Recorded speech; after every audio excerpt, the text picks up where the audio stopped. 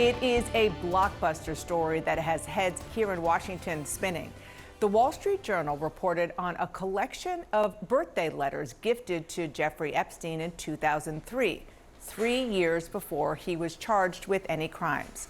One of those letters, the Journal says, it includes what appears to be Donald Trump's signature, and it's a cryptically written letter, a crude drawing of a nude woman done with a heavy marker. The president quickly denied it was him and says he'll sue the Rupert Murdoch-owned paper. But the politics here are complicated. Yes, it looks bad for the president, but it also may unite the movement that has been fractured over the Epstein saga. Even those critical of President Trump's handling of the Epstein files are rallying against their common enemy, the media.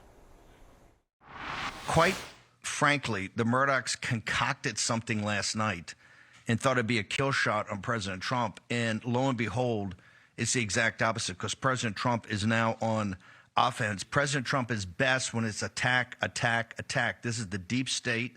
This is the ruling class in America. They're trying to use it to destroy President Trump. The president and I talked about that ridiculous allegation this morning. He said it's patently absurd. The president is the most maligned and attacked political figure in the history of American politics. There's no question about it. But he's also the most resilient. Did you see the language of this bogus supposed communication or card or something I supposedly sent to Epstein? He said, I don't talk like that. I don't think like that. They're literally making things up. I'm joined by a terrific group of reporters here at the table. CNN's Lauren Fox, CNN's Phil Mattingly, Jasmine Wright of Notice, and Nia Malika Henderson of CNN and of Bloomberg. We made it to Friday, one and all. Congratulations. Who would have thought? Jasmine, you cover the White House full time. What are you hearing from your sources about the implications of what we have seen in the last 12 hours? Yeah. Well, Donald Trump is furious. That cannot be downplayed. That cannot be understated. He's going to speak in just a few hours. Everyone is waiting to see what he says when he's signing at a bill signing later on today. But the implications, I think, are twofold. One, the White House has been trying for days to put this behind them, this whole Epstein thing, trying to get the MAGA movement to move on. I've talked to numerous White House officials who basically say whatever is going to happen is going to happen. We're not going to change. Yesterday, we heard the press secretary say that Donald Trump did not believe that he needs to recommend a special prosecutor for this case. And now you have those same MAGA allies who were really enraged with the White House, maybe not so much the president, but certainly how the administration was handling it, basically defending the president all of a sudden. And they're kind of getting the best of both worlds. Yes, they're back on Donald Trump's side because they can defend the president against the media, but they're also now getting what they believed to be is more access potentially to documents now that he's asked Pam Bondi to, basically request the grand jury release more documents. Of course, who knows if that actually happens, but they're kind of in a good position right now, which they have not been for days. And Phil, let me just go back a little bit and read some of what is in that, what the Wall Street Journal says is that letter, that birthday letter. What it allegedly said. Donald, we have certain things in common, Jeffrey. Jeffrey, yes, we do, come to think of it. Donald, enigmas never age. Have you noticed that? Jeffrey, as a matter of fact, it was clear to me the last time I saw you. Donald, a pal is a wonderful thing. Happy birthday, and may every day be another wonderful secret. Now, again, I just want to be clear. This is an imagined conversation, allegedly written in a birthday message by Donald Trump between the two of them. Now let me just read to you the president's denial. The Wall Street Journal printed a fake letter supposedly to Epstein.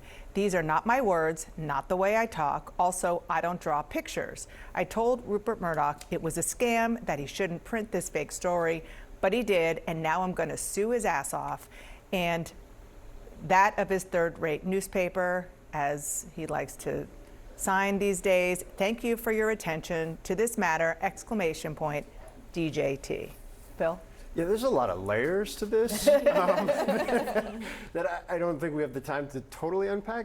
I think that it is important, though, to try and provide a window into how this actually works from the reporting side of things, because and I think you hear this from Steve Bannon, this is a Murdoch's concocted conspiracy to push through. That's not really at all how any of this works. And I completely agree with Jazz that this is a moment where the base, which has been fractured on some level, maybe not to the degree that people want to try and say it's going to be, but has certainly had some difficulties in a way that we haven't seen Trump deal with over the course of the last decade, has united behind attacking a common enemy. The bylines on this are important. One of the bylines is the same reporter who broke all of the catch and kill stories that, as we learned during the civil trial in New York last year, were all 100% accurate. The Journal was facing an immense amount of pressure from the White House, from the president himself, from his team leading up to this. They have a lot of lawyers. You're not printing this if you don't feel like you're in a very solid place on this.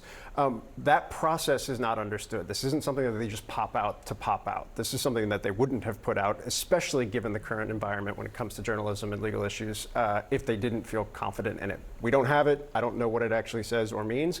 I do think it probably shows that we should just release everything. Right? Just release everything. This would probably be in it. But I think the president's response and his base's response is both predictable and probably puts him on the best footing that he's been in on this issue in the better part of 2 weeks. And you heard Speaker Johnson, totally dismissing it.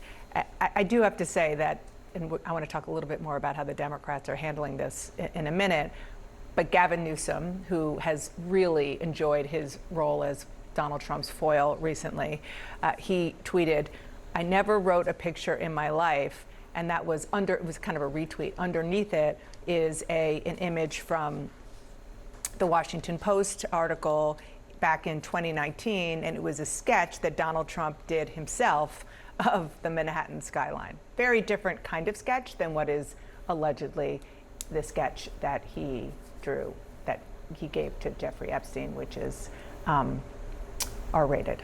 Yeah, Democrats obviously have really seized on this issue because they did view it as a way that the MAGA movement was fracturing. And what extent that movement was going to continue to fracture over this issue, I think, remains to be unseen.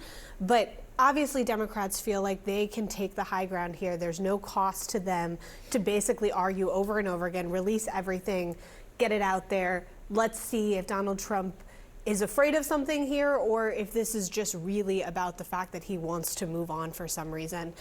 Meanwhile, it's hard because on Capitol Hill you have some Republicans who are pushing this pretty hard as well. I mean, there are 2 moving resolutions right now that deal with this issue, one of them from Thomas Massie, that likely, if every Democrat signed on, may get a vote on the House floor. Then there was this last-minute agreement last night where GOP leadership basically had to bow to some conservatives who were happy to vote for a spending cuts bill, but weren't going to do it until they got assurances that there was going to be more transparency over the Epstein issue. Now, the resolution is non-binding, which means that there's no action forced for the Justice Department here, even if it moved along the legislative process. Also, Speaker Johnson has not promised when he would put that on the floor or if he's going to put that on the floor, but that just underscores here, members are hearing from their base. Like when you talk to members on Capitol Hill, they say that people are lighting up their phones about this. And there is an alliance, an uncomfortable one, with Democrats who are, as we have been talking about this week, taking a very different tack on this than they have in the past. They're jumping in. They're not sort of abiding by the old playbook of don't bother your enemies when they're going after each other.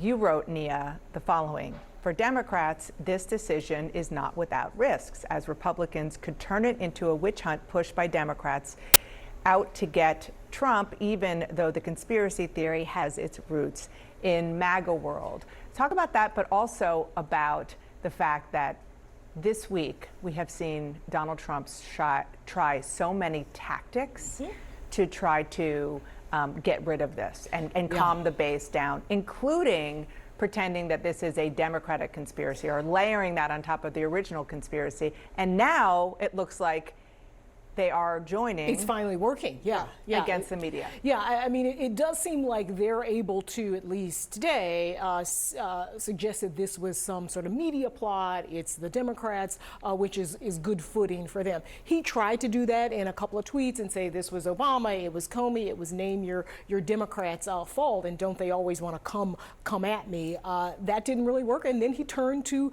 saying that his supporters, that they were idiots and losers and suckers suckers for actually believing this conspiracy theory that was pushed by Donald Trump and Pam Bondi and Kash Patel.